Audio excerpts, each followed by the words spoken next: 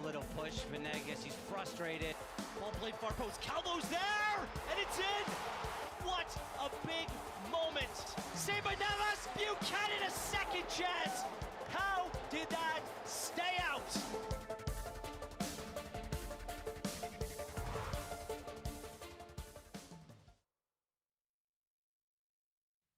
Hello, hello, Sweet Nation. Can you believe it? They brought me back? Seriously, I used to joke on CBC's The Extra Hour about my producers not letting me talk about soccer. Now they've given me 3 shows entirely dedicated to the beautiful game. So kids, dreams do come true. I'm your host, Brendan Dunlop. This is Canada's Road to Qatar 2022, the first of 3 soccer specials that we'll be bringing you covering Canada's qualification for the Men's 2022 FIFA World Cup.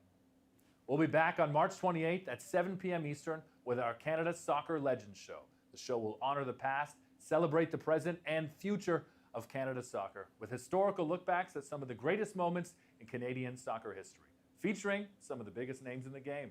You won't want to miss it, trust me. Here's what we've got coming up for you on today's show. CBC Sports' Chris Jones is on the ground in Costa Rica. Canadian soccer legend Julian De Guzman joins us as well. CBC Sports senior contributor Shireen Ahmed discusses what might be the biggest year in Canadian soccer history. And we'll speak with CONCACAF president and FIFA vice president Victor Montagliani. Every single step of the way on this show today is Canadian goalkeeping legend, 2000 Gold Cup winner, and Canadian Sports Hall of Famer Craig Forrest. Forrest, how are you, buddy? I'm great, thank you. I mean, I could have been a little bit better, obviously, if the result had gone a little differently for the Canadian national team, but here we are. Roll on Sunday, I say. A totally different result. The first time that Canada lost in this octagonal qualification round. But I mean, if you look at it, they dominated that game, and even going down to 10 men after that sending off there of Marc-Anthony Kaye, they didn't look phased at all in that environment. No, you know, when you're gonna, if you look at the big picture, obviously the result wasn't what Canada wanted, but you're not going to have things that go your way the whole time. And for really the majority of this qualification, they've had the bounces, they've had the calls, nothing has gone against them. They've not really had to go through any adversity. So if you got to do that, you might as well do it at this moment. It was a good timing. The Panama-Honduras result was also good for Canada as well.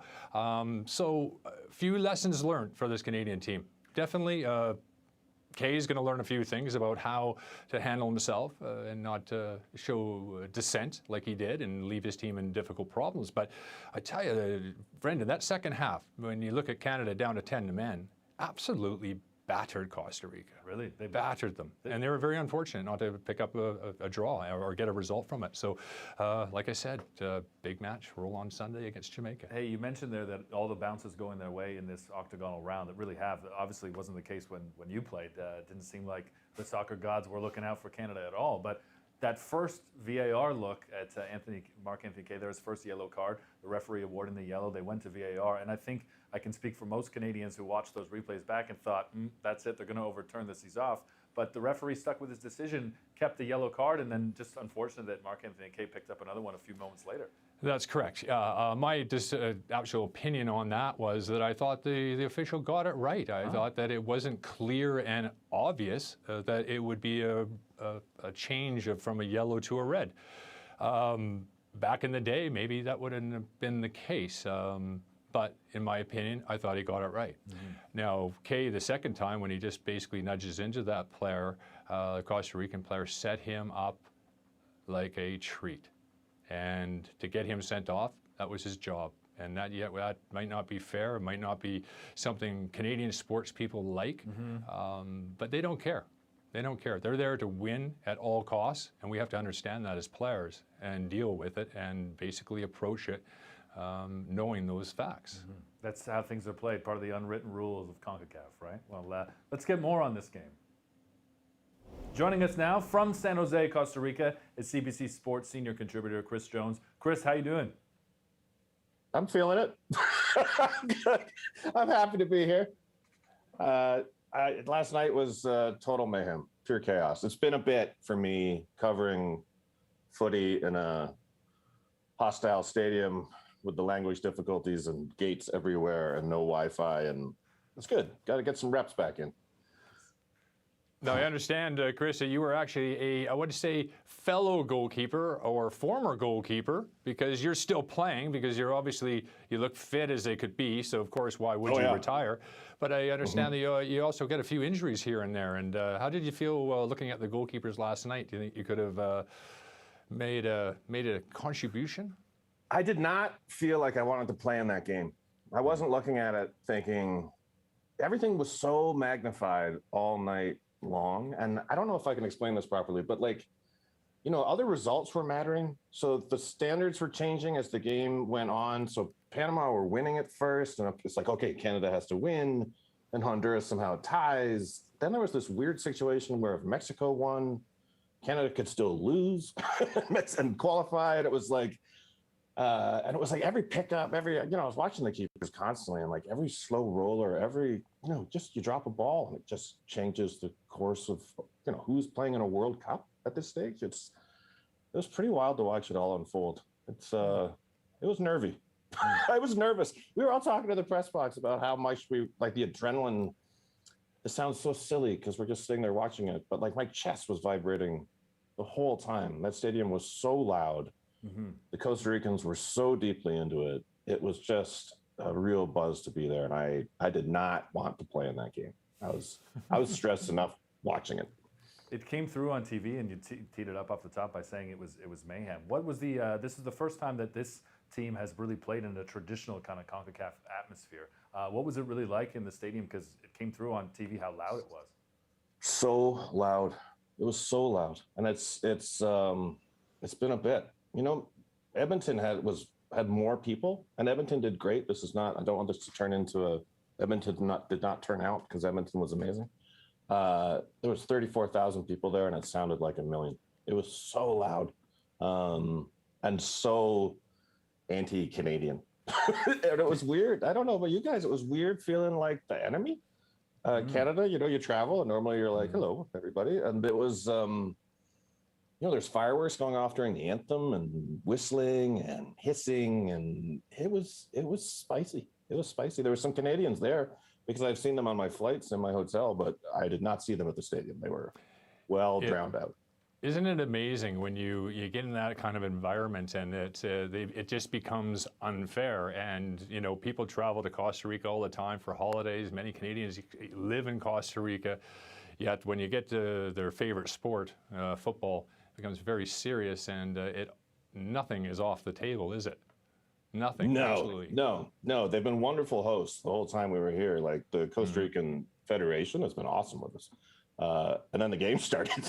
It was there was no more friendliness.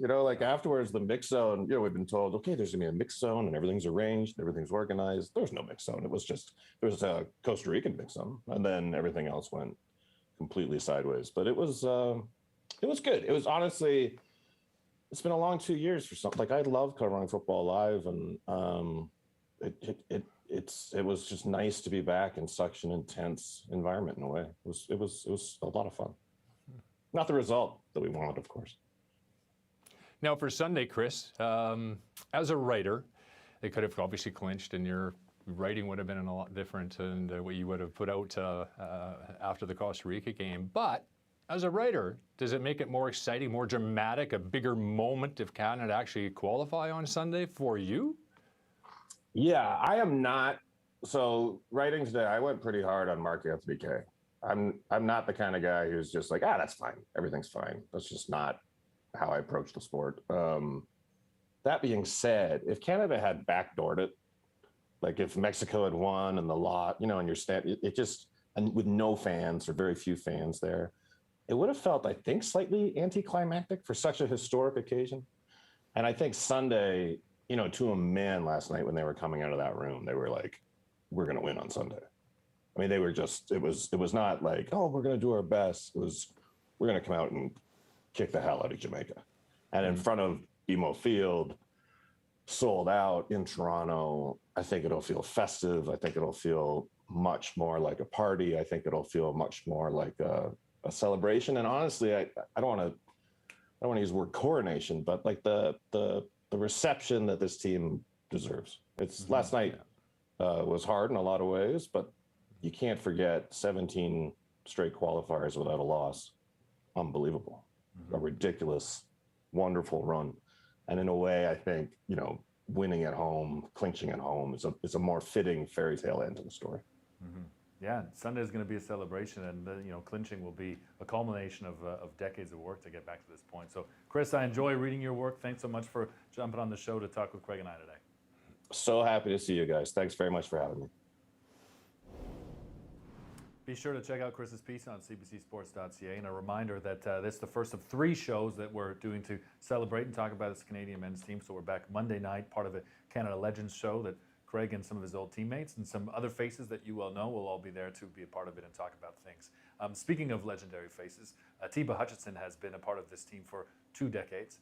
And to see him at center back, though, against Costa Rica, that was different for a lot of people, and not a position that he's, typically played, certainly is able to play it and played at youth level, but was a bit of a surprise when we saw the team sheet come out.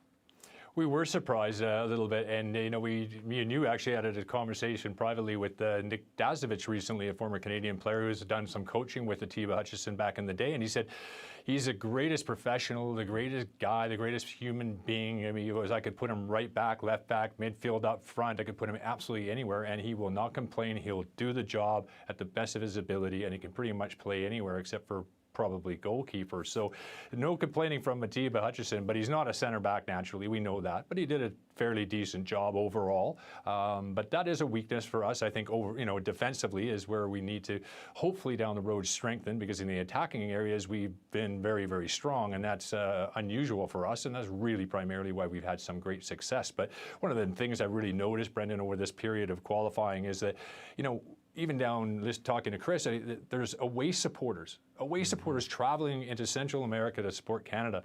We never used to have that. You might get the embassy guys come along to support you, and maybe a couple of family and a dog, but other than that, nothing. Even at home, BMO Field sold out on Sunday. How good a setting is that going to be? It actually sets up perfectly, obviously, but there's a little bit of pressure for the Canadian team, of course. Right. No, things have definitely changed, and Atiba Hutchinson's been there since 2003, so he's certainly seen a lot of it. Let's hear from Canada's all-time appearance leader. This is what he had to say after that game in Costa Rica last night. It shows a lot of this team. We have a lot of belief in each other. We trust each other.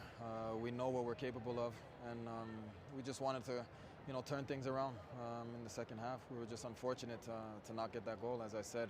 But just there's so many positives with it. A lot of players playing at a very high level. We had a player who came on, Ismail, his debut, and very confident on our ball, and gave a lot to the team.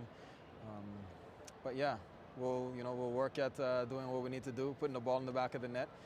And I'm sure it'll be a different game when we go home in front of our fans. We'll be ready for that.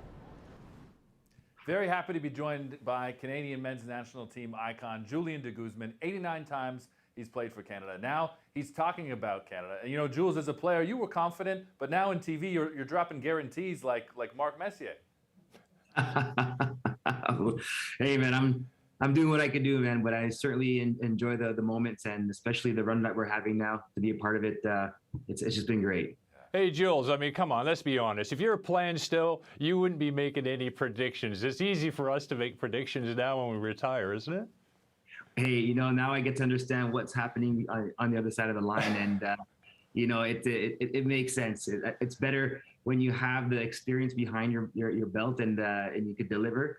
And I think this is why we get to do it, Craig. Hey, Jules, I want to ask you about a player you know very well, Atiba Hutchinson. You played together for such a long time in the national team program.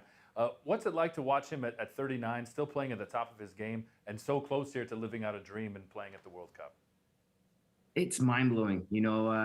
This is his 5th World Cup cycle. He's going to definitely hit the 100 cap mark, and the height he keeps bringing this the bar for our men's national team and for the future of Canada. It's just great to see that his age, him still playing pro in Turkey and winning trophies. It's amazing. It's amazing. And whenever I get a chance to talk with him, and even yesterday after the match, it's like, we know this is going to happen, right? You get this giggle and this laugh like we were kids, and today, it's about to happen where he's going to be the guy that represents guys like myself, Craig Forrest, who have gone through the struggles and the sacrifices, and it's been absolutely amazing. So to have him involved in that squad and be the leader of the group. So just to have him hold that flag and lead the troops to Qatar, it's amazing to witness. And Julian, just quickly on him as a player and how versatile he is. I mean, not a center back, but to be able to kind of play every role on the pitch. There's not too many players that fit a profile like that for John Herdman, for any manager. But he makes it look easy, right? Like, it makes it look like he's a natural center back. If you put him there, it makes him, he bosses it in the midfield, and he's played right back for quite some time, playing in Holland and in Europe as well. So that's just Atiba Hutchinson right there for you. It doesn't matter where you put him, he's going to be the best that he can be in that role. And last night as a center back, I mean, we saw a play where misjudged the ball, but was able to catch up to a Joel Campbell who was alone on goal, and still having that pace in the legs to do that at 39, and it's just unbelievable. And that's a special thing for Canada to have.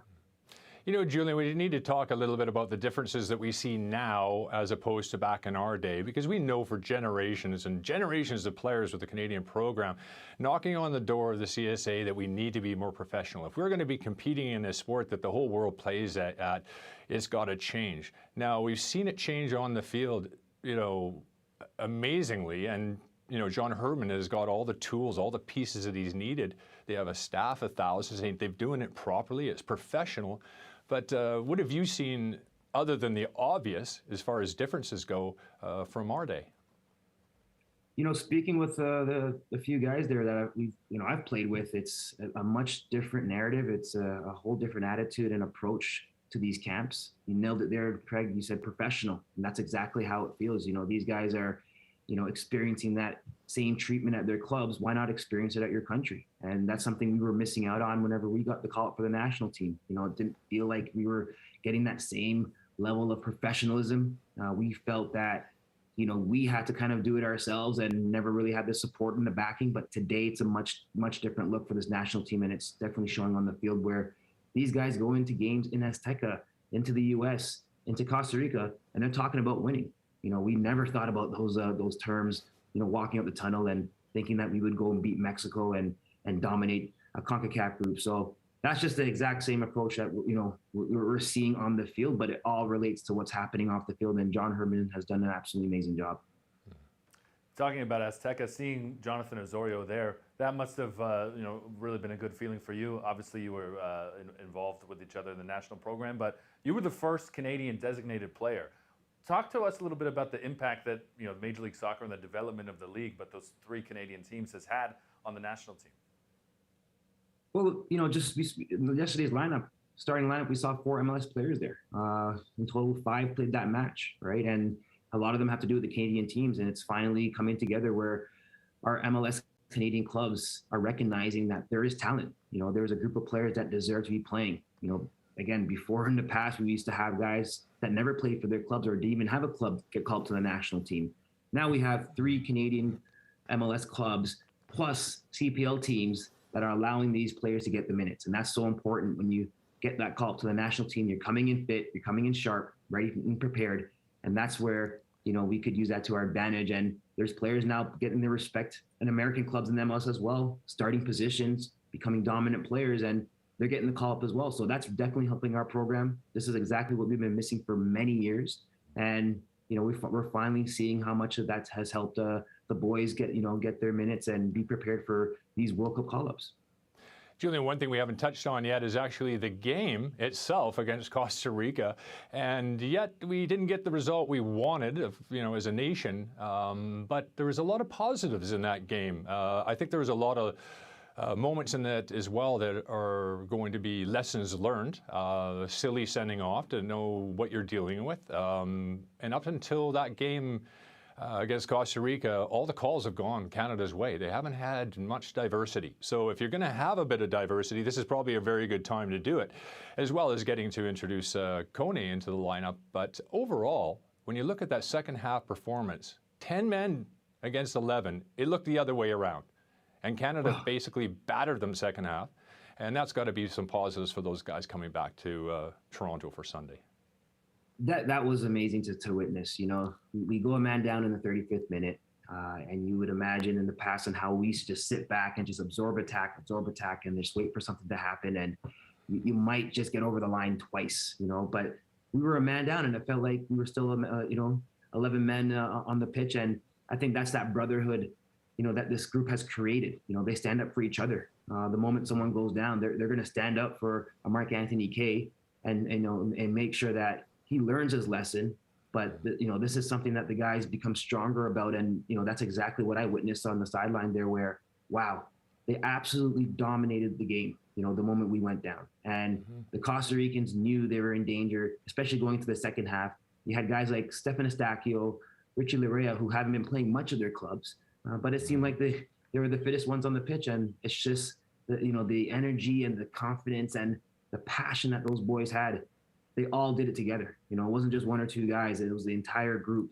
Whether you're playing, whether you're on the bench, you could sense that brotherhood, that tightness and the unity that those guys have. It's nothing like we've seen in the past. So it was great to witness. But I tell you, Costa Rica, we're very lucky that we only had 10 men on the pitch.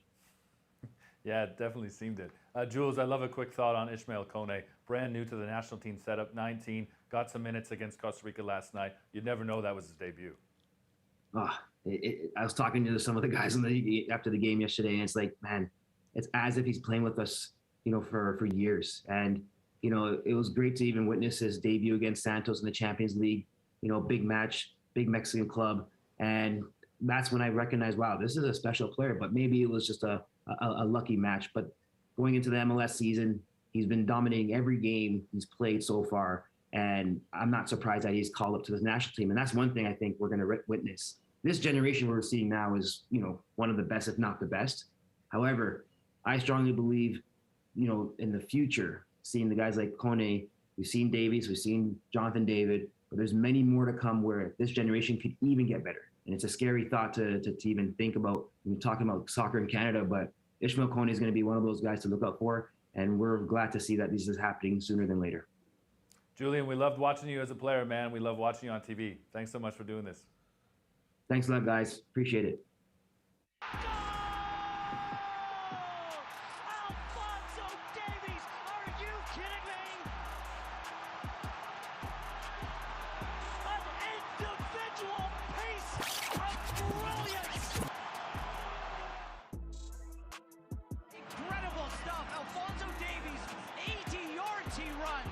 To make a play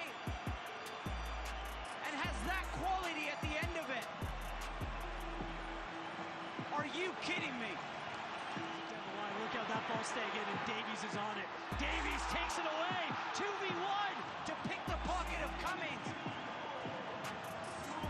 And he only has one intention: create half a yard for himself and stick that ball into the back of the net.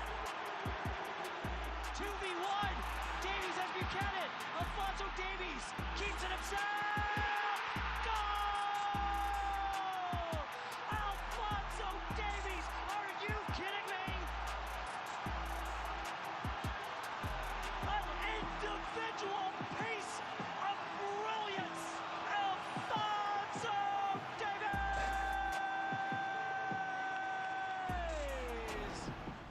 Oh, Craig, I can't see that goal enough. And shout out to Steve Zemes from CBC for putting that together like that. 37 kilometers an hour he was running to get to that ball before the Panamanian defender in that game at BMO Field. But that's one of the most iconic Canadian soccer moments ever. Absolutely. It really is. And just the moment itself, Alfonso itself, to do that at the speed and at home, and it was just one of those electric moments. I watching that and I've got goosebumps. It was just sensational. But we have to remember, that might go down in history as the iconic moment. But we've had several of them, and you look through the whole campaign, we've had moments where other players have done some magical things that have actually saved us in other games as well. So can't forget about those either. No, we won't forget about those. You got a stack of most memorable moments from this octagonal qualifying round that you want to get to. There's some other standouts? Absolutely. Let's roll it in there, and we're going to show you this, because it really does start for me in Azteca Stadium. The game of the century, the goal of the century, Pelé, Maradona lifting the World Cup, and Jonathan Osorio, the second Canadian ever to score there after Jerry Gray back in the 70s or something like that. It was a magical moment as well. This one in Edmonton. Yeah, the goal was good. The keeper should have come for it. Laren scores it. But remember the snow jump. Sam Adekugbe, here he comes. Get in there, son. Absolutely amazing. That will never, ever be forgotten. So we got 2 right there. And now we cannot forget the goalkeeper, Milan Borjan. How many saves has this guy come up with in key moments that have saved points? If this goes in, this Mexican goal, things are much different. They pick up a win. They did that all the way through. We remember the great save Borjan made also in Hamilton where he scooped that one underneath the bar and whatnot. So we've had some incredible moments that have just gone on throughout this time until we came up against Costa Rica where we didn't get a little bit of luck, but that's not the end of the road. We're going to have a few magical moments remaining in this CONCACAF Champions qualifying. Yeah, that's the thing, right? More to come, which is pretty incredible. And John Herdman joked that they were almost sad that this qualifying round was going to end because they've had so much fun. But of course, bigger moments are ahead. For Alphonso Davies, who wasn't involved in the last window, they took all 3 points. Not involved in this window, won't be playing. Tweeted, "Good luck to my teammates tonight ahead of last night's game against Costa Rica. Let's take care of business this week and make history. Wish I could be there with you guys. Let's go." It's pretty incredible. Obviously, he's the face of this national team program. His immersion as a player on the world stage has really, elevated and brought this program forward. But without him, they've looked pretty darn good, haven't they? They really have, and isn't that something when you got one of the best left-sided players in the world, and we have him as a Canadian national team player, and you know what? He misses a few rounds. Not really a problem. Shows you the depth that we've had and the youngsters that are coming through. It just seems like the stars have aligned really, really well. The unfortunate thing for Alphonso is if he doesn't manage to somehow make it to Toronto on Sunday, because I'm still not giving up hope. Obviously not going to be part of the game, but for the celebration. It's a big moment for Alphonso, and I hope that he can talk Bayern into letting him coming over for that moment. But obviously the health and safety of him is obviously paramount and number 1 at this moment in time. It would be exciting for Canadian fans, and I'm sure his teammates would love to have him be a part of what should be a celebration against Jamaica on Sunday too. And it's just great to see him back on the pitch. He's training with Bayern Munich, so won't be long before he's out there again for good, doing his thing, flying up the pitch there. Let's have some time for some bigger picture conversations now. Very excited to talk a little footy with my friend, CBC Sports senior contributor, Shireen Ahmed. Shireen, I love talking Olympics with you. Very excited to talk soccer now. And I knew this was going to be a good chat when I saw the ice cream come out on Twitter last night while you were watching the Costa Rica game. Ice cream means stress, Brendan. That's what it means for me.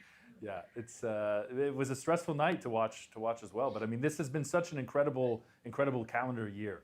You look at the women winning gold in Tokyo in 2021, and now the men qualifying for the World Cup, seemingly booking their ticket. This really does feel like the biggest year in Canadian soccer history to me.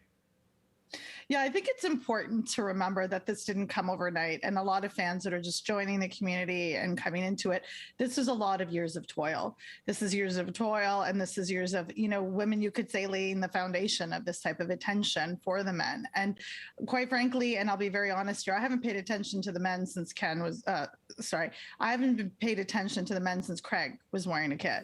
So I think that's fair to say. But the point is that this didn't come out of nowhere. And there is a way that we can be excited, but also recognize how this program has been building and what John Herdman's been doing for the last couple of years.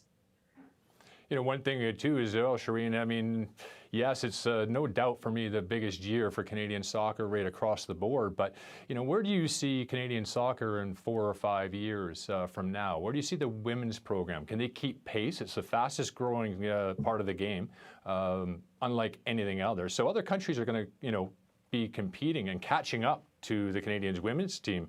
How do you see them managing that? Will we get a league in Canada? Do you see that happening? And what's your opinion on that? Okay, well, there are no loaded questions in that, Craig. Thank you. I think the thing is that we're all in support of women's football. We all know this. I will support a women's league. I will support an expansion teams into this country.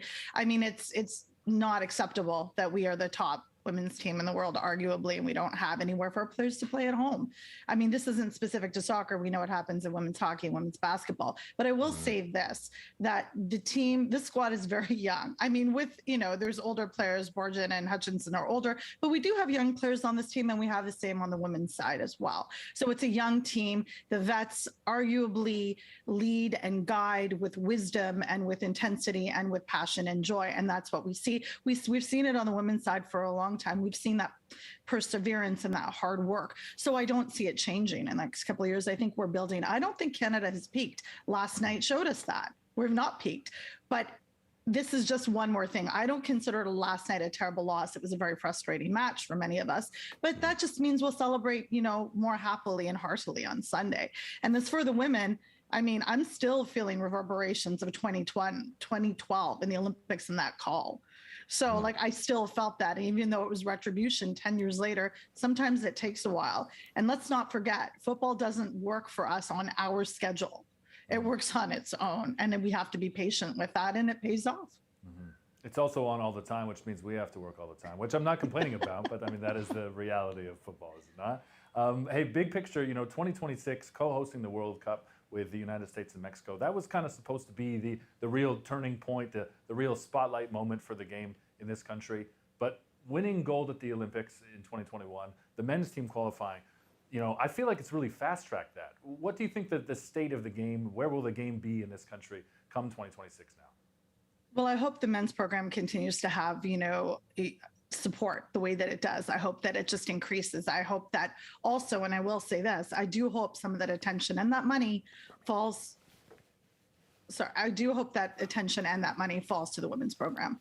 I think that's really important. I think we've said it, and Diana Matheson, who has, been a very, very loud voice about this, is that I really do feel that some of the money coming into Canada and to Canada Soccer should be allocated for programs, should be, used to market and find sponsors to promote it. I think we need to talk about equal pay here, and it's not too early to have that conversation. I think that conversation time is now. We should be a country, particularly in CONCACAF, that's leading the way with pay equity between the teams. I mean, what else do the women need to do here? And there is recognition from the men's side. There is an understanding. I mean, isn't their dream to accomplish what the women have in so many ways? So let's figure this out. Let's have those conversations. Let's not shy away from them. But most important, listen to the players on both sides. Let's listen to what they're saying. Let's figure out a plan to put them and everything first. And I believe that, because the fans are there. They're not going anywhere. We're all here. Media is there. We'll report. We'll do what we need to do. We'll have these conversations. But it's not too early to get uncomfortable with talking about these important things. We want the games to grow. We want the sport to have, cemented interest. Let's start putting money where our mouth is. Shireen, do you think there's a case too that it would be very helpful if we had some outspoken men's national team players currently that came out and spoke on behalf of the women's program and equal opportunity, equal pay? Absolutely. And I think that's really important, Craig, that you made that point. What I would love to see is John Herdman do it. I mean, he's one of the coaches in the entire world that uses the women's program and the plans that he had to help instruct and guide and coach the men. He is one of the biggest proponents of the women's game. And he's not like one of those other coaches that have used the women as a stepping stone. He's never done that. He has ultimate respect. Would I like to see him comment? Sure. I mean, I'm understanding there'd be barriers and there'd be challenges in that, but I would like to see it. I mean, there's arguably fandom and there's relationships happening between, Alphonso Davies is dating Jordan Huinema. So it's not like the teams are strangers to each other. They're friends, they're collaborators with the same ideals and goals. But would I like to see more commentary coming from the men? I always want to see commentary coming from the men in support of women. I mean, the answer to this question. Shireen, I love all the conversations that we get to have here on CBC. Thanks so much for taking the time to speak to us today. Thanks for having me, lads. Let's go Canada. I always love talking with Shireen. She made a lot of great points there. What were some of the big standouts for you there from that chat? Well, I think that what a standout is that as much as we have been successful on the field, both women and men, there's work to be done off it. Yeah. As regarding equal pay or equal opportunities for them as well. And the support of the men's program is imperative for me, I think, to help that along the way. So we do have some issues still. We need to be as professional off the field. Our association needs to take major steps forward to be as professional as we've been on the field. So it just goes to show you that we're not perfect. We're not the finished product by a long way yet. And she mentioned John Herdman leaving the women's program, something that he's been more vocal about in the last year or so, is that factoring into his decision-making to join the men's program was he felt as though structurally, internally, he'd taken the women's program as far as it could. That change hadn't happened enough from a structure standpoint, a federation standpoint, but getting the men's team to the World Cup would bring in more money, would bring in more opportunity, and that was a way to bring the women's program forward, and we're beginning to kind of see that now. Yeah, and Shireen touched on that too. Will some of that money be pushed into the women's program coming from the men's program by qualifying for the World Cup? And I absolutely believe that there will be. I really do. I think we're going to see some significant changes. Nick Bontis, the president of the Canadian Soccer Association, is well aware of the issues here. They got some big challenges ahead of them, but hopefully they handle it properly, well, and they make sure that we are all on an equal playing field, because both teams are successful. Both teams are absolutely flying on a high. And we deserve both of them, and we need to treat them equally. You know, I want to see an NWSL team in Toronto. I don't know if that's an MLSE thing. They've certainly got the structure to bring that north. I'd love to see that. But let's keep the politics going. Earlier today, we caught up with and spoke with the president of CONCACAF. Very happy to be joined now by the president of CONCACAF and FIFA vice president, Victor Montagliani. Vic, thanks so much for doing this. You know, it's been such a crazy couple of years. It must be very exciting to see CONCACAF as competitive as it has been, and to see some new faces really shaking things up. Yeah, listen, I think you saw from the results last night, here's Panama, who has been on a pretty good trajectory and playing at home in front of a crowd at their stadium. And Honduras, who's, got on paper nothing to play for, gets a draw.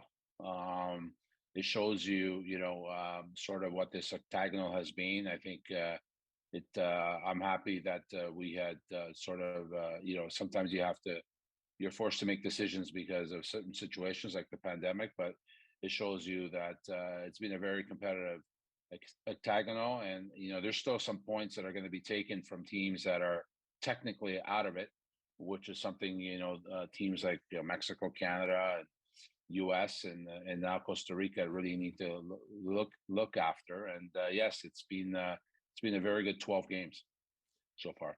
Vic, a lot of people don't know you probably as well as I do, of course, but I know you grew up in East Vancouver. My dad's an East Vancouver boy, but you had humble, beginnings. And I'm going to make a long story very short here. You come through the Canadian program as the president of Canada, and you find yourself as the president of CONCACAF. It's a monster of a region, 41 countries. You have the richest, the poorest, and everything in between. How have you actually managed to maneuver through that minefield? Yeah, and I think we took a philosophy early on when I walked through the door that there's 41 realities. I think you outlined a few of them already, Craig. But there can only be one truth, and the one truth has to be football. And if we make every decision based on football, and which we have, and we still obviously there's areas we all have to improve in, and that's the reality of life.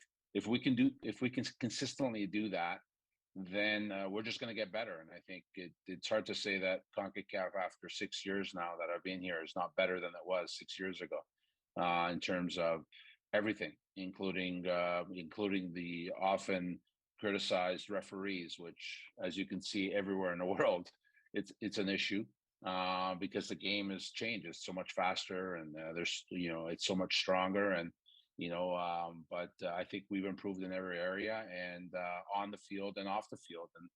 And that's a testament to the countries who have bought into a philosophy that, in order for improve, you sort of have to do things in an aggregated way together. Now, we don't know for sure which teams will be there in Qatar, but we got a pretty good idea. How do you think CONCACAF stacks up right now against the other confederations on the world stage? Yeah, listen, I think, barring some really big surprises, it looks like, Canada, Mexico, and U.S. Likely will go through. I mean, Canada is virtually mathematically through, and the other two are not far off.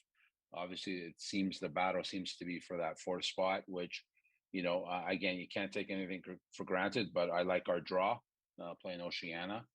So, we have a really good chance of having 4 teams. Listen, I think we all know what Mexico brings. I know they have. Let's be honest. They've struggled a bit in this octagonal, finding their form, and I don't know why. But it's something they need to address. I think the U.S. is a very deep squad, and they've shown it.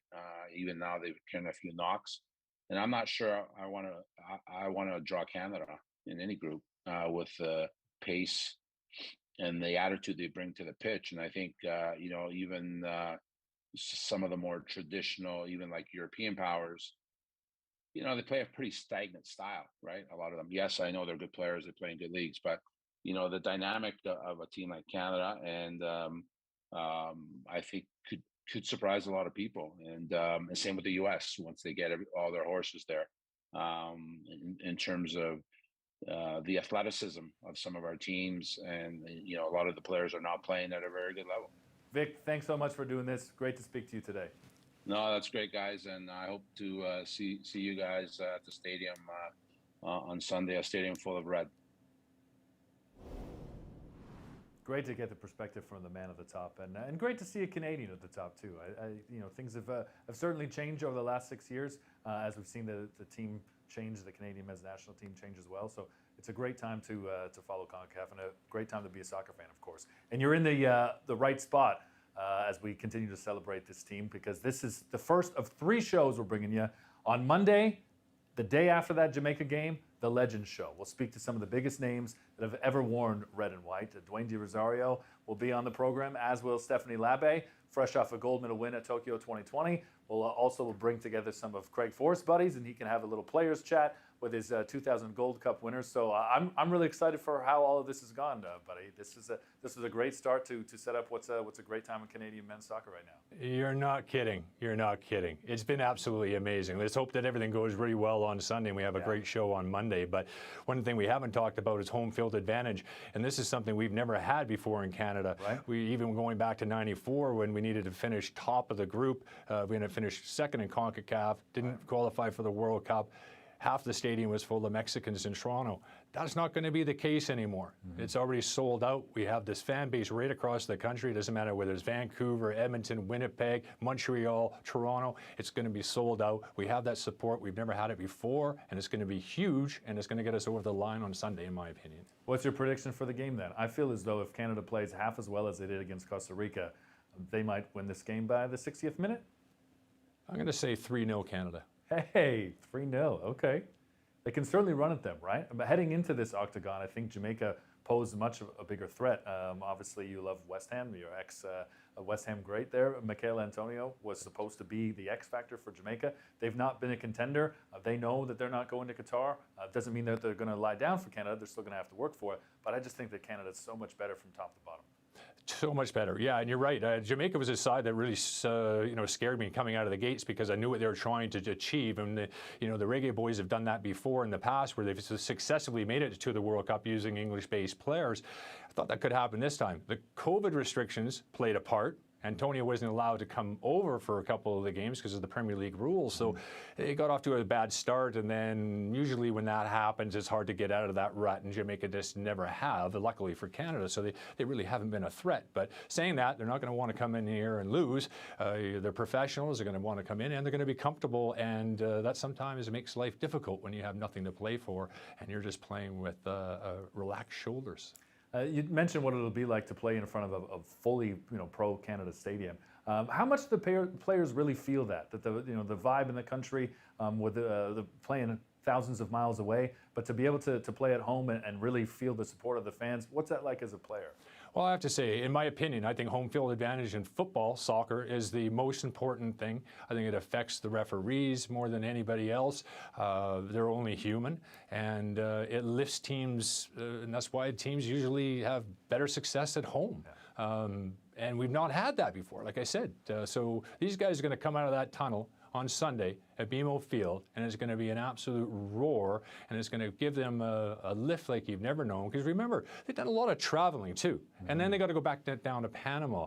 So they've come from Europe, several of them, and they're making this trip. So there is some, some fatigue issues here. But I tell you, that adrenaline starts running when the crowd's cheering, when you come out and the national anthem goes. I think the boys are going to be ready to go right out of the gates. I've said several times that these are the 14 most important games for the men's team in my lifetime, and to see it come to an end with the coronation that should be that on Sunday in Toronto, it's pretty special, as is always speaking with you. So, Craig, thanks very much for this. A reminder to catch us on Monday for that Legends show. In the meantime, between time, enjoy watching some soccer. Thanks for kicking it with us.